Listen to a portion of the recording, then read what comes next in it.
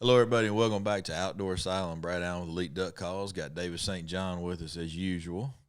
And we've got Adam Lyerly with us today. Good friend, longtime friend. I've been beefing Adam up quite a bit for the last couple of weeks. We got some stories to tell. Now, for you guys that don't know Adam is the owner of Refuge Duck Calls. He's been in the industry a long time. When we were getting started here with Elite, putting our first calls together and making them, Adam was a huge help to us with design and getting everything going, getting everything started.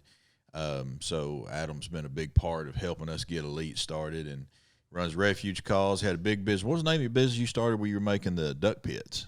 Bowdview Duck Blinds. Bowdview Duck Blinds. And then you were you were an outfitter for a lot of years. Bowdview Outfitters for 20 plus years. Yeah. Grew up in the metropolis of Weiner, Arkansas. Waldenburg. Waldenburg. He's off the Weiner Nobody now. wants to He's off the Weiner now. He's on Waldenburg. It's funny. Nobody really wants to claim Beattyville a whole lot either, but I hear a lot of people kind of dodging Weiner. Now, you had a building out there that was bought by some guys that were going to they're going to put in a liquor store there a few years ago. I think it fell through, but it was in Weiner. And what were they going to call the store? What were they going to call their liquor store? It's very simple.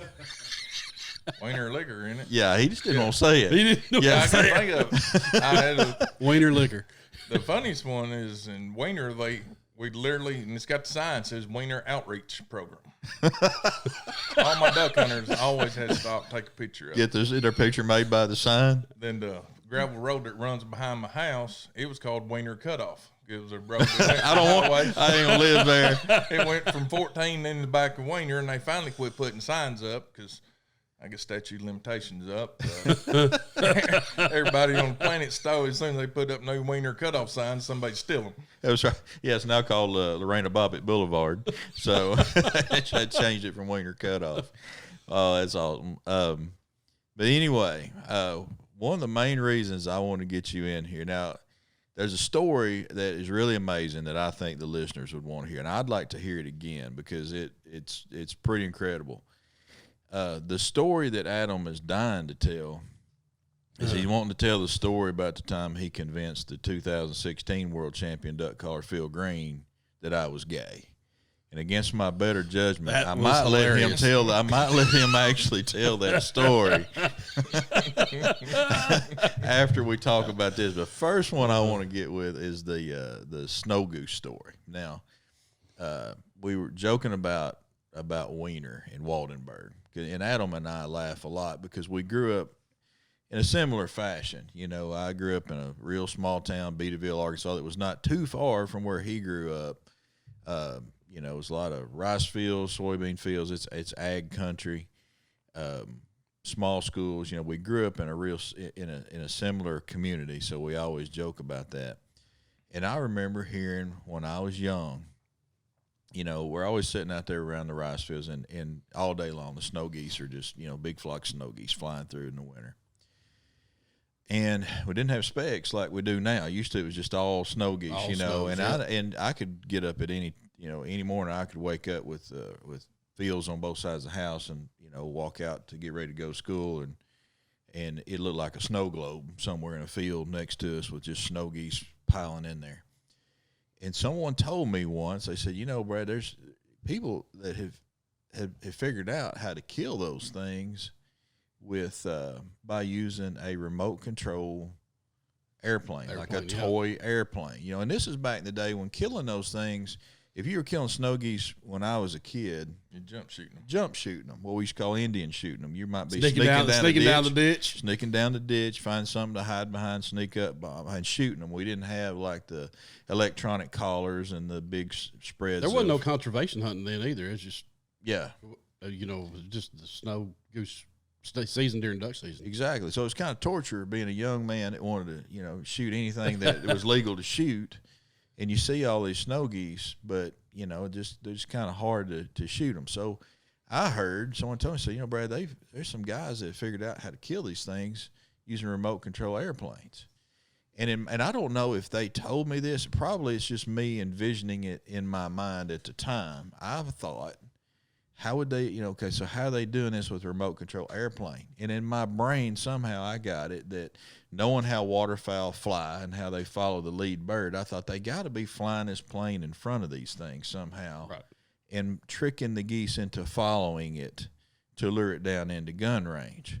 And I was telling Adam about it one day, and he told me he had actually seen this, and he explained to me that I was absolutely wrong, that was not how it works. So, Adam, you got the mic, free range. Tell us the story of how these guys killed these snow geese using this remote control airplane. Well, it all started one spring.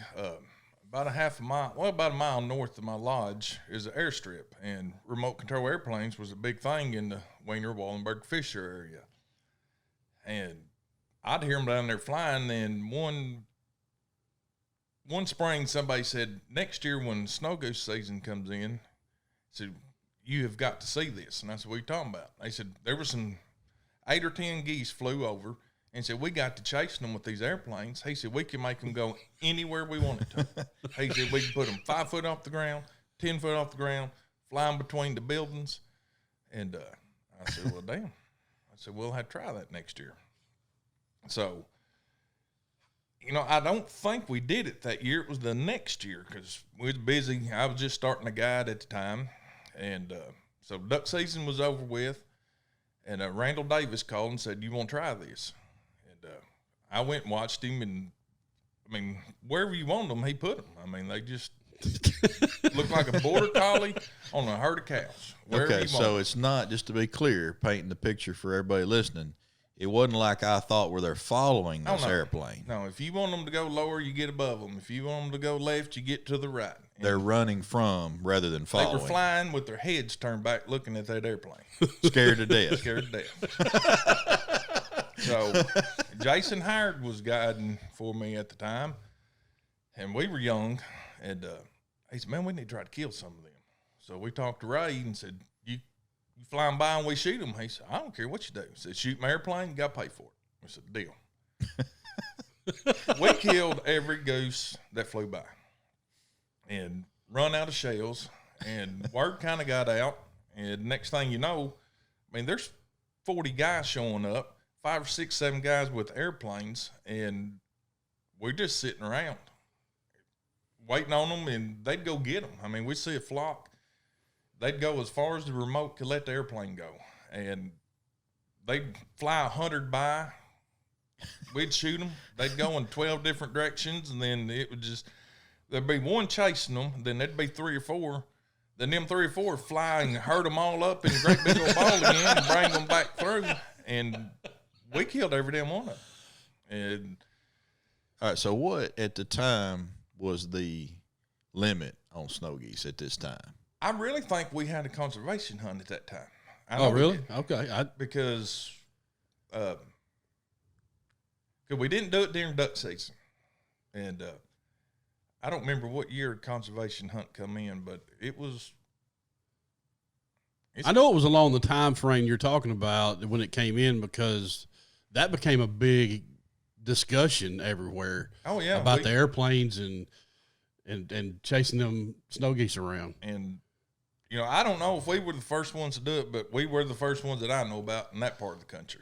And we bought airplanes.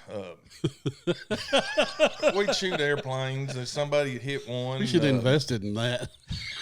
Well, after a year or two, we had bought enough airplanes. We're like, we need to learn how to fly our own airplanes. And we crashed more. We never could figure out how to fly it. And it'd just be the craziest thing. They'd bring in a group of geese, and we'd kill them, and the airplane would be flying, and all of a sudden, it just fall out of the air. It'd like I remember one, we shot Ray Davis had a pellet hole in his fuel tank, run out of fuel, crack, fell out of the sky. And they run these birds, they'd fly into trees, and the damnedest thing that I seen, and there's multiple witnesses, they opened up double doors on the blue shop at Amigan and flew about 30 of them in, and they hit the back wall, and they shut the doors on them. Into a farm shop. Into a farm shop. All right, now wait, time out. Right now, we're in the middle of filming this thing. We have not put it out there, but I can hear it right now in the back of my head, and I can hear it. My ears are burning already of people out there that are saying, man, these joker, this is unethical. Yeah. Poor conservation. Let me just say this. At the time, we're at a place where the snow geese are destroying the tundra. They're screaming, kill them. Yeah. Many as you can kill. Yeah, exactly. That's why they come out to the conservation hunt, because they were destroying the tundra. What's more, I mean, people jump shooting them. 30 guys jump shooting, killing 200, then crippling 300, and they run around the fields for weeks till the hawks and eagles and coyotes killed them. And and it wasn't against the law. And the reason I know it wasn't against the law is because after about the 10th time we done it, word's gotten out. And now this is a big hunting party. I mean, it's a war. Yeah, so you're not doing anything on the books at this point. That is illegal. Because the game warden comes up and says, y'all can't do this. And everybody's got that buddy in their group that's a little guy that's got a big mouth, and mine was Chuggy. He's passed away. Chuggy? Yeah. Okay. His name was Scott Mills. And we got out of high school. How'd he get the name Chuggy? Well, it's a funny one. All right, we'll save that for another time. Anyway, his name's Chuggy. And, you know, I'm 6'2", 250 pounds. Well, I was then. I'm 300 pounds now. But he's 5'3" and 150 pounds. And growing up, me and Jason Malone, we was both 6'2", and he's 5'3", and he's gotten us in more fights than you can imagine. So game warden comes up and says, y'all can't do this. And he said, why not? He said, because. And go on there and we don't get a ticket. And Scott said, said, by God, they didn't give us a ticket. We ain't breaking no law. He said, we're going to keep doing it. Now I'm starting to get nervous because, I mean, the whole country's knowing about what we're doing. Right. And I have no clients. I'm not even goose guiding at that time. And so we do it a couple more. We just go to another county. We was doing it in Poinsett, so we go to Jackson. We get by a few days there. So then we go to Cross County. We do it. I mean, you just have to go anywhere there's geese. And then we go back to Poinsett County, and we've done it probably for 2 hours, and here comes the game wardens. I thought, oh, shit. And he said, I told y'all not to do it. And Scott said, or Chuggy said, I know, but you didn't give us a ticket, so it's not against the law. And he said, I can assure you it's against the law. He said, give me a ticket. We don't get a ticket. About that time, this is the funny part. He pulls out he smokes. It's not the Marlboro Reds, but it's the Marlboro with the great silver package or whatever. He pulls out a pack of cigarettes and gets one, lights it up, and it's his last one. And he turned around and he said, I told him, didn't I? He wads that up and he throws it down. The game board and said, well, by God, you're getting a ticket now for littering. So a pack of cigarettes on the ground. Oh, so I'll get you a ticket. And he finally told us, he said, don't do it again. He said, I will throw your butts under the jail. And I'm like, I tell him, look, guys, I'm guiding ducks and I'm done. So I never went back and did it, but I think Chuggy and Jason Howard and them, they did it for the rest of the year. And then sometime middle of summer, they call me. They are excited. We're famous. We're famous. I'm like, what are you talking about? They said, we made Arkansas rules book. And I said, oh, crap. What'd they say about us? Well, they didn't talk about us, but you can't chase them with airplanes. We're famous. We're famous. But they made a law because of them. Yeah. But by then, there was a few more. I mean, they were quite a few more people starting to do it, right. Around. But I will say this. If they would have left us alone, the tundra would have had no problem. Because we killed, we had a guy from Newport that would always take all the geese we killed. So, it wasn't like we was wasting them. Right. Well, we'd kill them, and, it was fun, and you could do it for,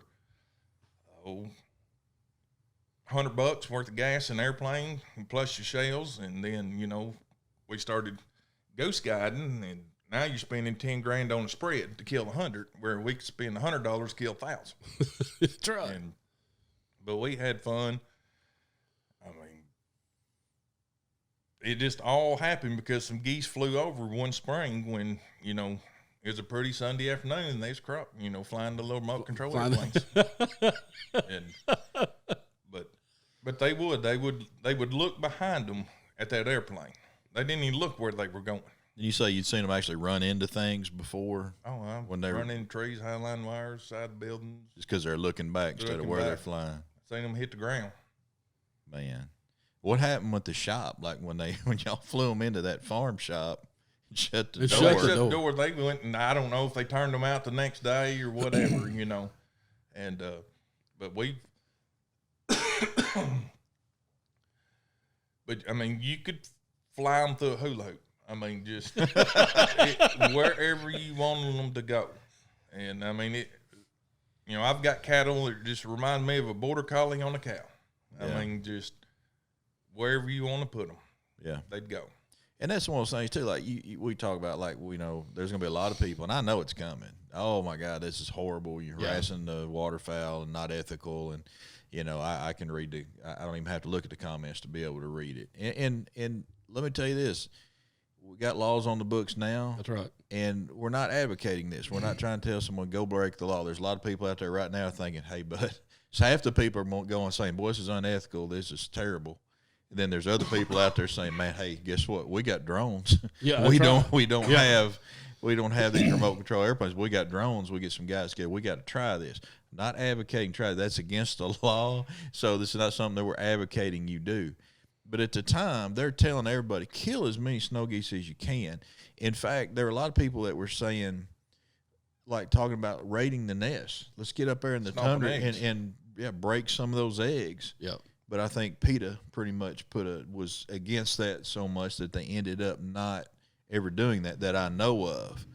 But that was the level that we were at, and people were afraid of, one thing you see with Mother Nature, if there's an outbreak, like population gets too high, you'll see a disease or something break out. It kind of controls its own, and a lot of people were worried about a disease that could break out in that overpopulated snow goose population that could then affect the ducks. What was it, 2 years? It was about 2 years ago. The avian flu. The avian flu. Yeah. Yep. They were finding dead mallards and all kind of ducks out in fields, even down in South Arkansas, and started up north, like a bunch of snow geese and stuff were dead in Illinois because of the avian bird flu. I mean, it's...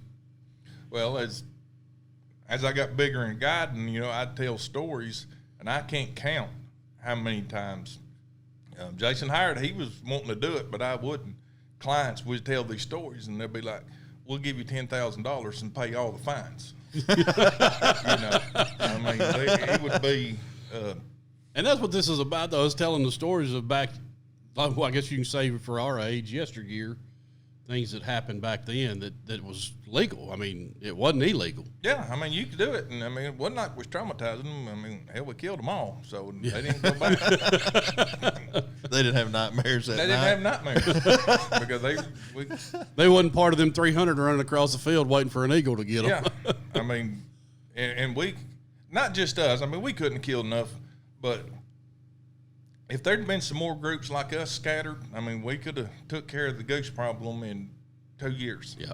If we could afford all the shells. Yeah, and one of the problems with the geese was, like, they pull whatever they're feeding on, they pull it up by the root. So, like, it's gone. And I remember seeing at the time that, where they were advocating, telling us, please kill the geese. We got to get this population under control. I saw a show where they went in up in the tundra, and they showed this field. It looked like Ireland. I mean, it was just beautiful green, just plush.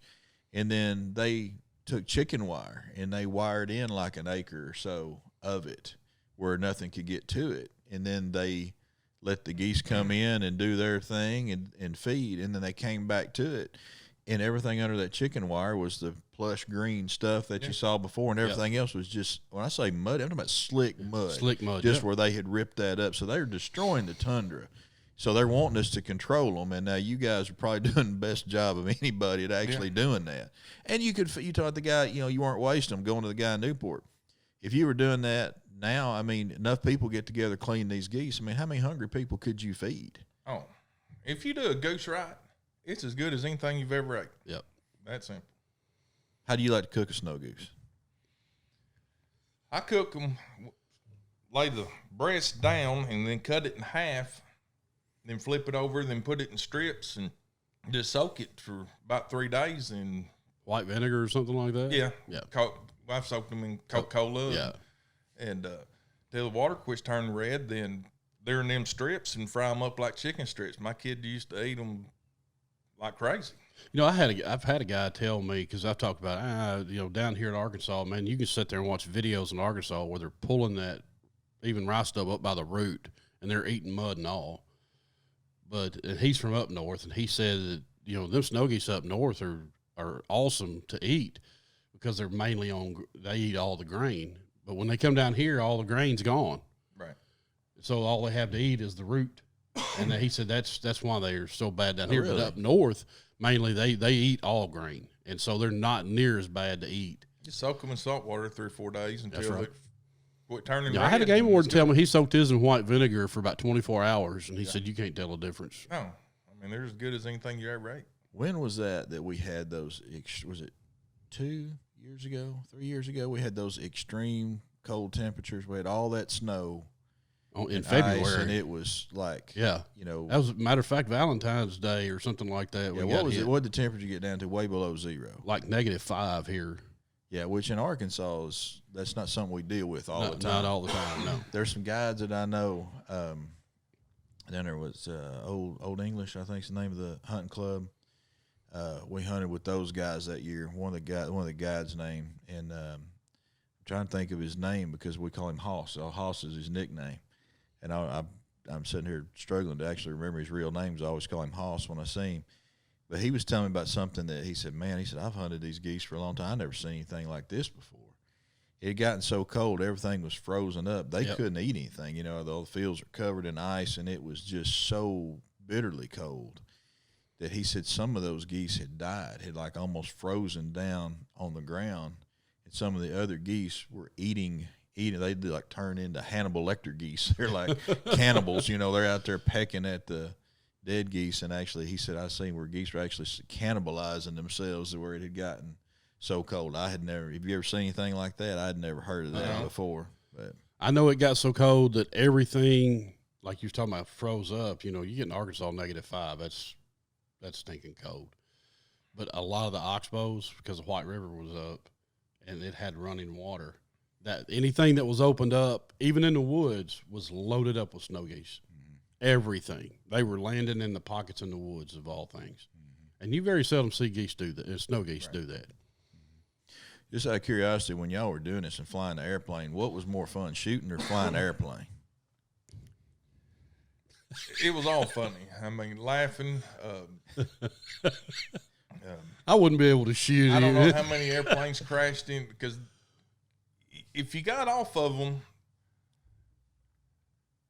I remember one Sunday there was literally 35 trucks parked, just tailgate, or just side by side, and just like a dove shoot.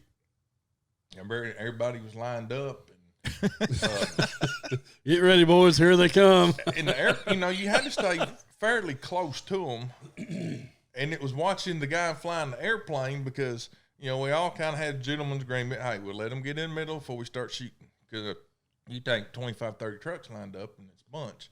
And that airplane trying to get out of there as fast as he could. I mean, straight Once the shooting up. started. And I don't know how many times he'd run into a goose, knock the wing off, and to the ground it'd go. You know, and we'd have anywhere from 3 to 10 airplanes, and there's time we'd have to quit, and everybody's trying to get wings back on airplanes and wheels, and patch a fuel tank was leaking fuel, and it was pretty fun. Yeah. What's the Robo-Duck before the Robo-Duck came out, I guess, right there. But did anybody document this? Do we have any good footage of this anywhere? Is there any word that we didn't have cell phones back then. he said no quick. He sounded like that was like I bet it's out there. It's in his living room. He's immediately. It's on a VH. Any video? No. There's no evidence. What's the statute of limitations on something like that legally? I don't think they can prosecute him. Probably, now, 3 to 5. Yeah.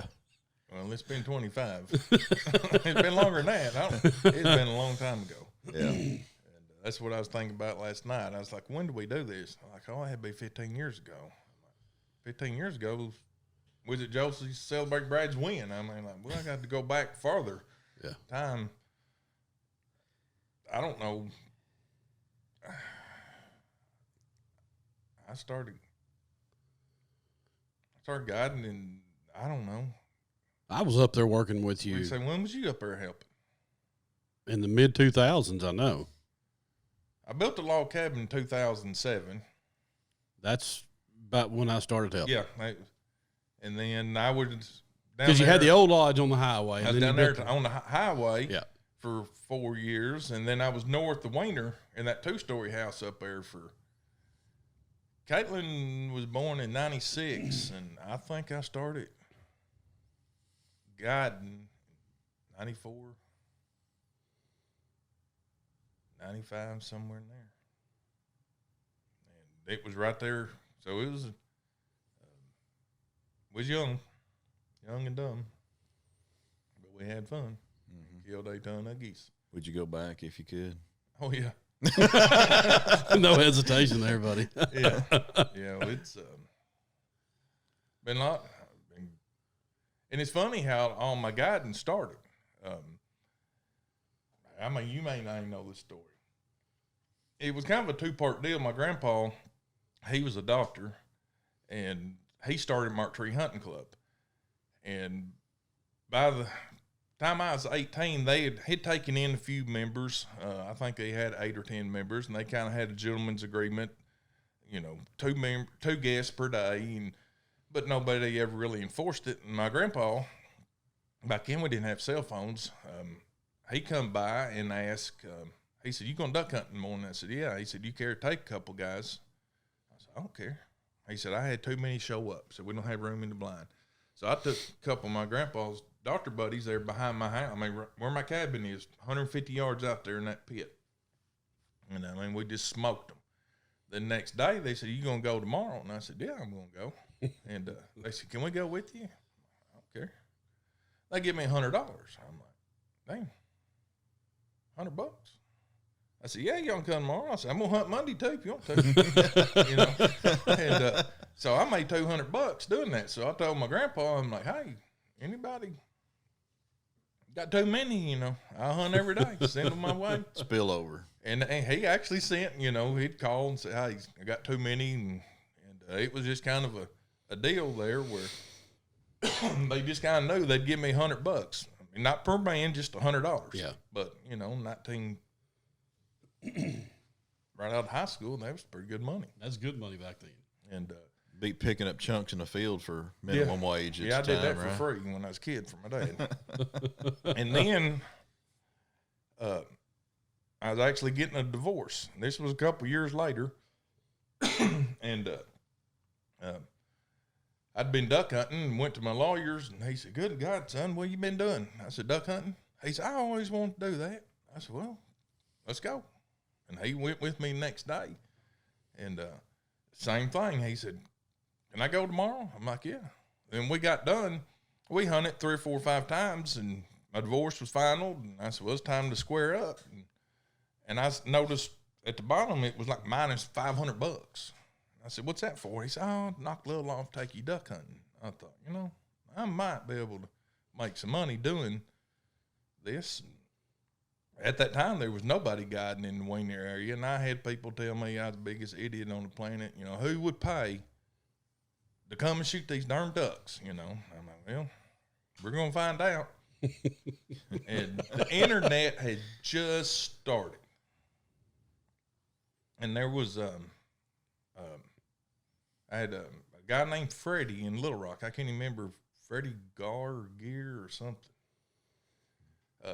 He made me a Facebook, or not Facebook, but a website. Yeah. And, dude, it was just like a firestorm. I never seen nothing like it. And so I had to start building duck blinds. I was too tight. I've always, grew up on a farm, so I feel like I can do anything from welding to mechanic. And I told my dad, I said, "Hey, I need to get some pits put in these fields." And he's like, "Well, I might buy them. You're the one making money." He's tied bark on a tree. And he said, well, build them. He said, you can build as good as anybody I know. So I started building a couple pits. And next thing I know, my neighbor's like, hey, man, build me one of them. So I built him one and built him one. And I called Freddie, and I said, hey, I took some pictures of these duck blinds. I said, I want to put them on the website. And holy crap.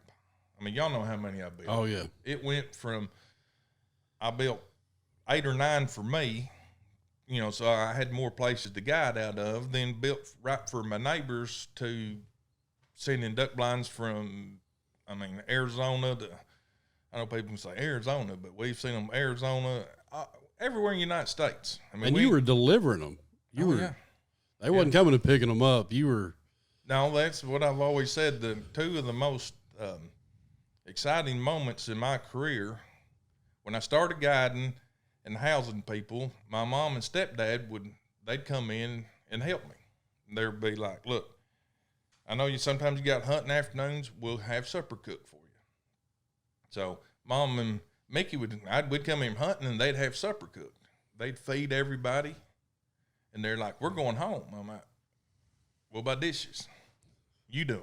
I'm like, so I don't know if you ever got it, but time you guide all day, deal with all that, eat supper, have to talk, and then wash dishes. Then I had to make the beds and do all that stuff. And my whole goal, it's changed from making money. All I want to do is make enough money to hire a cook. And after the first year, I was able to hire a cook. And, man, you talking about just game most changer. Exciting time. Mm-hmm. And then same thing on building duck blinds. We'd build duck blinds, and I'd leave at 8 o'clock at night. I'd drive to Kansas City, be there in the morning, or Chicago. I'd always try to fix it or time it wherever I was going, I'd be there about 6 in the morning. But I'd work all day, then drive all night, then have to drive home. And again, when I started selling enough duck blinds where I could hire a truck driver, those are the most 2 exciting things in my life. And that, you know, I used to, like I said, work all day, 10 o'clock, take off and drive outside Chicago. We sold tons of pits up there. Drive 7 or 8 hours, and then turn around, drive home. You know, haven't been in bed in 36 hours. Now, if I have to drive an hour, I'm bitching. Like, good Lord, that's too far. My son just went to Montana on his honeymoon. They drove 2 12-hour shifts to Montana. I wouldn't drive out there. I mean, I'd fly. They're sending me pictures. It's beautiful, but there's no way I'm driving 1,200 miles nonstop or 2,000. You got all that out of your system a while back, didn't you? Oh, man. Yeah. I was on the road 24. I mean, just nonstop. And if I got lucky, I'd find somebody to ride with me. I'd always call old Justin Hooten. Hey, working night. That's right. He'd be like, no, I'm off tonight. He'd like, where are we going? And he'd come jump in, and I'd always drive home, and then he'd drive home where I could sleep. And it was a lot of work. That's Justin. Where are we going? Clown Boulevard? Yeah. Yeah, he had a phobia of clowns. He had a phobia of clowns. Yeah. Mess with him. But there's so many stories. We come up with all these stories, different things that could come up. But, well, all right. So before we get into this story, and there's a lot of stories on all you guys that I wish this gets too bad, I'm going to come back with some revenge. But let me tell you what he did to me one day, David. All right. So I'll give a little bit of a back. You just touch on it and let me. Yeah, I know. I'm not gonna steal your thunder. I'm just gonna touch on it. That's right. I'm gonna set the stage. All right. So one day, I decided to have crawfish boil out at my house, and I was going to invite a lot of the guys out, most of who were guys in the business in competitive calling and whatnot. I know, of course, Adam there, Phil Green. I think Trey Crawford came out for that. I know Antonio Jones was there. Yep. I'm trying to remember everybody that was there. It was quite a few people that I was going to have out to my house for a crawfish boil. I think it was like on a Sunday night or something. It was an odd time because I remember I actually had to go to work the next day. But my buddy Chad, he's not in the industry at all, just a good buddy of mine, and he's crazy. Chad is Chad Day. If you're listening, Chad, he'll give you a shout out. He's one of the funniest guys I know. I mean, just to cut up, always joking around, never serious about anything, you know. He's going to do the cook. He likes to cook, so he's going to helping me boil. He's going to boil the crawfish. And he was like, anything else I need to bring? I said, man, I think I got everything. I said, if you got any chairs, I said, I don't know that I've got enough chairs for everybody's, but, you know, I'd cleaned out the garage, cleaned out everything, and where we were all going to be out there sitting. I said, if you got any chairs, throw them in the truck. So he shows up, and he's got he's got some, you know, the little fold-out lawn chairs like everyone's got, and he's got a couple that are two-seaters for like him and his wife. And he gets there, and I'm laughing. I'm like, dude, what are we going to do with this? You know, I said, we're not having chicks out here. It's pretty much just going to be a bunch of guys hanging out. You know, I don't think we need the love seat lawn chair here, you know. And he just like, well, that's all I had, you know. He said, yeah, you're fat ass. You can sit in it, you know, whatever, you know. So just blows it like that. So everybody else comes out here. And Phil Green, 2016 world champion, one of the guys that came out to there. So there I've set the table. Now go ahead and tell the story. Tell about confess. Go ahead and confess to your evil. I remember this because he told me after it happened, but I was not there. Well, Phil is living in one of my lodges. So I call him and say, hey, Phil, we're going to Brad's to eat crawfish. You want to go? And he's Cajun, so no way he's turned down crawfish. So I've got to set the table a little bit more. If you've never been to Brad's house, it looks like a Bass Pro shop. I mean, it's big log house. Big log house. Yeah. Everything's immaculate. The grass is cut in one direction. I mean, just chat. I mean, there's not even a rock laying wrong. This is when I was single. Now it doesn't look that way, but this is when I was single. And I knew Brad had what kind of table is that? You got a big table. The wooden table? That dining table? Yeah, dining table. Mm-hmm. I don't know what kind of wood it is. But, I mean, it's a pretty big table. And then I was there once, and he had some tape, had his plates out. And I'll save that.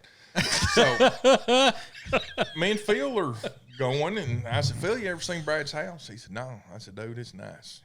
And so we drive through the woods, and we pull up. And, I mean, Phil's like, oh, my God. He said, look at this place. He said, it's immaculate. He said, it's beautiful. He said, I never thought that of Brad. And I said, really? I said, Brad's a guy. You didn't know? I mean, just kind of like that. He's like, what? I said, yeah, Brad's gay. No, he ain't. I said, yeah, he is. He said, I ain't never heard it. I said, Phil, it's a tight-kept secret in the community. We just keep it quiet. I said, you will see when we get in the house. So we go in the house.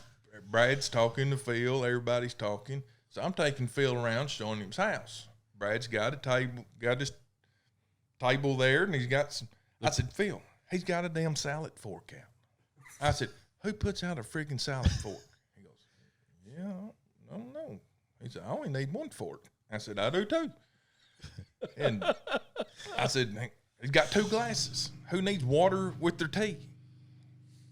And so I'm trying to convince him.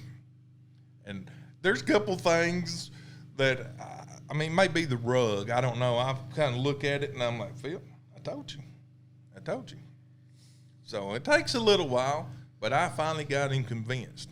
Oh, Phil, he's nervous. I mean, he's just, you can tell.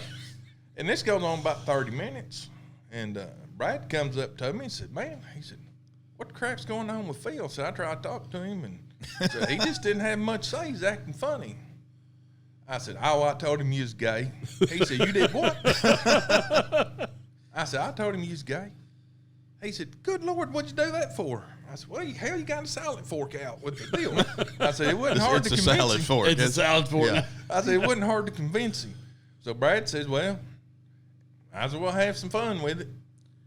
So Brad goes in, and he comes out with margaritas. Isn't that what it was? Yeah, I had a picture. I had a picture of margaritas. This is a picture like the Kool-Aid man that's got on the commercials, that big round one.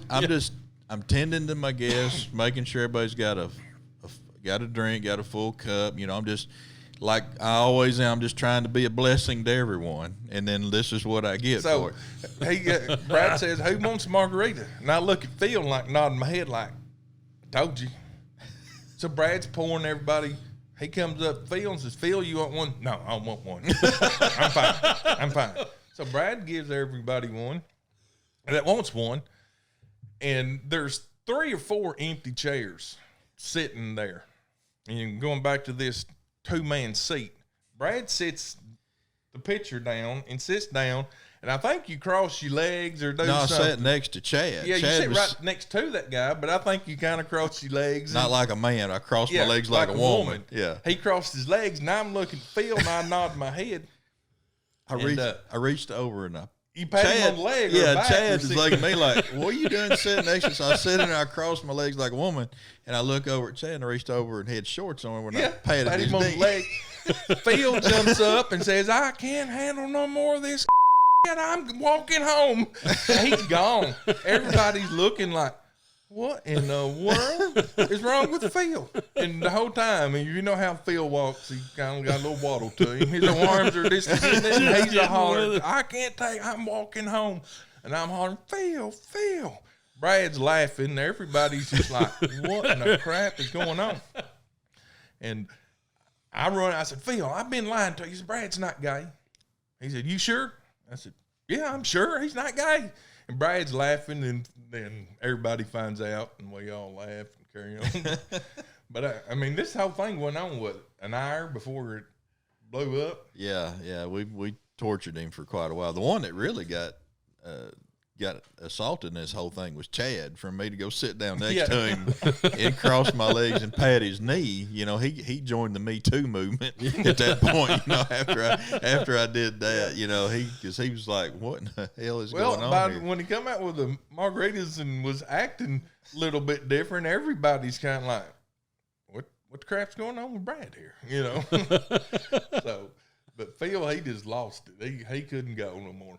It was top to bottom. It was a fun night. But Phil had a good sense of humor. After we told him we were messing with him, he laughed about it. But I remember that day so well because of that, and just it was so much fun having everybody there, hanging out. And what in God's name was that over there? Smokes, Woo! So when he called 911. I think Jake just. I'm almost like Ferris Bueller's Day Off.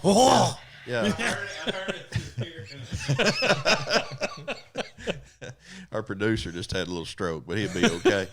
But no, I remember like the next morning, like I had everybody. There was a lot of people going home. Some people stuck around, and I had to go to work the next day. So I remember, I was getting up pretty late. I mean, it's hitting like 1 o'clock in the morning. I've got to be at work next morning. So I'm like, "Guys, y'all hang out, do whatever. I got to go to work tomorrow. If you're the last one out, make sure you lock the door, And there were a few guys that stayed. It's kind of like Jonestown, the old expression, don't drink the Kool-Aid came from that cult guy, Jones, that served everybody that poison, convinced them of the world come to an end or something, and they all, anyway, it looked like Jonestown the day after out there, people sleeping on my porch and, kind of strewn out and stuff like that. So, but that was a fun night, I have to admit. That was pretty good. It's a pretty good prank. And the thing that hurt me so bad was not that he believed it, but how easily he believed it. Like, I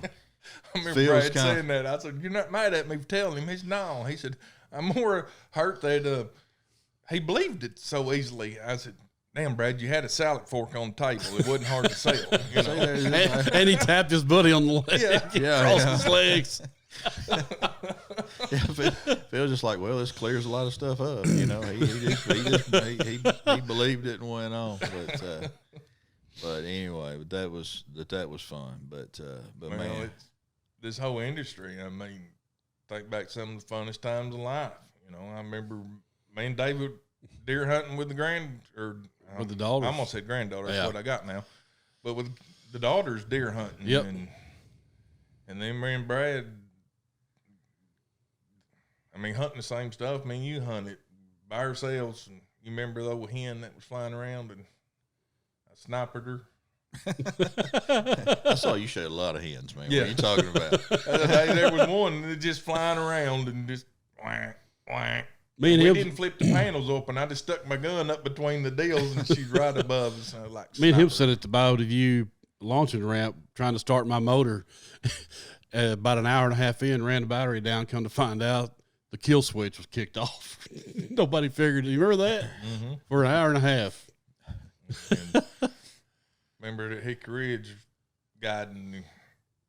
Well, we kill 15, 16 limits of ducks every day out of that one pit. Oh, running Lord. The big pit. 4 guys through. Yeah, that big pit. That was the only thing that was kind of killing ducks, and we'd have new groups come in. And I'd say, look, we can do one or two things. We can flip a quarter, see who goes, and then everybody goes somewhere else, or y'all can stay here. And we had another pit close. Generally, somebody went to that pit, and then when they're done, you can go down there and hunt. And, everybody thought that, we did that a lot. Thought the worst. They're like, oh, we want to go first. If they didn't go first, they was kind of upset. And I'm like, it'll be all right.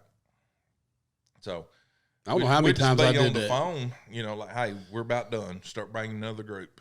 And after they'd been there a day, if they had to get up at 5:30 and go, they'd be like, hey, man, if you want to let them other groups go at 5, we'll take the 9 o'clock shift, Get sleep in. They'd be mad because they didn't get to go first. Yeah, and like I can hear people already talking in the comments before you start thinking that you're, we all know that you got to rest an area. You got to take some time and rest your fields and stuff like that to let ducks get in. This particular blind, I remember what you had there was just a ton of traffic. You had traffic coming back and forth all day, and you could put that pressure on. And you probably weren't shooting the same birds day to day. It was new birds coming through every day, so you could apply that kind of pressure to that particular spot. And it's not like you were going to shoot them out and not have good both y'all have hunted that field multiple times. Yeah. And I'm not saying that it's the best, but I mean, I don't name one better. I can't. And I mean, it was froze. I mean, we went 2 weeks killing 15 to 20 man limits every day of that pit. When I say day, I mean 9:30, and just shooting mallards, and it was just unreal. You called me at 7 o'clock, going, "Hey, Jimmy's about done." Yeah, I'd be at the north pit. "Hey, Jimmy's about done. You might as well start loading up." Yeah, head down. And just everybody run through there, and everybody's killing ducks. It made the only thing that was bad about that is you got 20 guys in there at 9 o'clock, and everybody's done. They're like, "What are we gonna do now?" Like, we should have drug this out a little longer. Crow hunt. Where'd I put that remote control airplane? Goose hunt. But that was a big. We talked about that. Like I said, I cannot count the times that people would offer. I mean, the most I was ever offered was 10,000, but it was by multiple times. Like, man, we'll pay $10,000. Yeah, that'd be nice for one day, but what about the next 10 years when I'm my guy? Yeah. And once we found out it was, once they made it against the law, we never did it again. Yeah, but your place was a lot of fun. I'm sure it still is, but I know you're not guiding like you used to. But, back in those days, David hanging out over there, I was trying to get around and hang out with you as much as I could because it was so much fun. Phil Green guided a lot. Or he was out there for a while. Yeah, I mean, JJ Moser. Yep. Kent Cullum was out there. I know he stayed Jimmy with Griffith. you some. Yeah, a lot of the guys that are pretty big names and now. Who? Dunbar. Joel Dunbar. JJ. Nickum. Hooten. Morton. Yeah. Jonathan Morton came down and helped. Yeah. A lot of the guys. I remember we get excited. He shot them limits for. Yeah, a lot of guys that are somewhere once. And my daughter asked me, said, "How many people hasn't got, or how many people's got it for you?" I said, "Well, it's about easier to tell you who hasn't." Right. At one point or time. And And these would be the stories we'd talk about on the way to calling contest. Over the 20 plus years. Yeah. That's think about the good old days. I always think about hanging out down there at Adam's place. So. Yep. Well, Adam, man, I know you got a big day ahead of you. I appreciate you coming down and doing this. We were talking about that the other day about the snow goose, and I'm like, man, the listeners would enjoy that. We got to get that story told and get it out there. So I appreciate you coming and telling that, and everybody needs to know what a great friend you are that would sell you out like you have me over the years. But no, I really do. Oh, I got one more story. Oh, good. No, we got Here we go. We got to go. Here we go. Cut it. All right. Oh, God, here we go. I'm going to go, man. I got to go out here, y'all. This is probably the best. This is hilarious. Me, Brad, Cribbs, and one or two more go to Canada to hunt. Oh, Lord. Brad already knows. This is the summer after Brad wins his first world championship. So we have to land in Minneapolis or somewhere. And our plane, the air conditioner quits working, so we're having to sit on the plane. And when we get on, in first class, there's Phil Nicholson, how you say his name? Phil Mickelson. Yeah, the golf. Mickelson. The golfer. Yeah, Phil Mickelson. lefty. Oh, lefty. So he's sitting on front, and you're like, holy crap. So we have got this stewardess, or what do you call a guy? Still stewardess? Yeah. Flight attendant. Flight attendant. He's kind of goofy. He's talking on the radio. He's carrying on, talking to us. And I wave him back here. I said, hey, dude. I said, sitting in 23B is Brad Allen, 2010 world champion duck caller. I said, give this dude hell. He said, okay. So he goes up there, and I gets on the speaker phone. Ladies and gentlemen, it has come to our attention that we have got a celebrity on the airplane. Brad's still not thinking anything because he knows Phil's I know Phil Mickelson sitting up in the front. Phil Mickelson sitting in the front. He said, all the way from Searcy, Arkansas, we've got 2010 world champion Brad Allen. Brad leans out in the aisle and looks back at me. I'm sitting in the back, and I can read his lips. He said, you son of He carried on. We got Brad Allen. We got a golf celebrity on the front. Everybody cheers, don't they? He's like, give him a hand. And everybody's like, all right. I'm trying to figure out how to extend a certain finger on my hand without, offending the entire flight, But, yeah, that's... So needless to say, and I don't know how long we've been buddies, but... most people that are my buddies, they get pranks pulled over. We were buddies up until that day. That's the story. But it was hilarious. Everybody on the plane, our whole crew thought it was funny besides Brad, but it was funny. You just have to take my word for it. Yeah, I didn't even look up to see if Phil was clapping for me. Phil Mickelson. All right. Well, yeah, it was fun. Those were fun times. Glad I remember that one. Yeah, I've been disappointed. I'm thankful you did too. But all jokes aside, man, thanks for coming, Adam. Yep. Appreciate you being with us. It was a lot of fun. We'll have to get you back sometime, and we'll think of some stories you can tell on David. Yeah, I'll start. Easy. There's stories out there. Yeah. Just be easy. Yeah. I remember waking up one morning and everybody's on the couch, and I'm like, what's going on? They're like, good God, David's running us all out of the damn room. I know what that's about. Yeah, you've got a motel room once, didn't you? Well, now, based on the other story, let's clarify why there was a hotel room. It's not because of my salad fork. It's because we were traveling doing duck calling competitions. And I've always said if snoring was like a Olympic sport, he'd be a household name. People know Michael Jordan. They know David St. John if it was a sport. He's that's history. The only one that was better was Nick Bracacci. He snored as a young man. This is the current world champion. Yeah. Up there upstairs in my log cabin, we had 2 bunk beds, one on each wall, and a futon in the middle. And Nick, he tells us, hey, I'm going to get, this is 2007, 8, somewhere in there. And he's like, I'm going to get there kind of late. I said, well, just come upstairs. We'll be asleep. Just get on the couch. So our heads are about 3 foot apart. Nick is snoring unbelievable loud and quits breathing. I never heard anybody.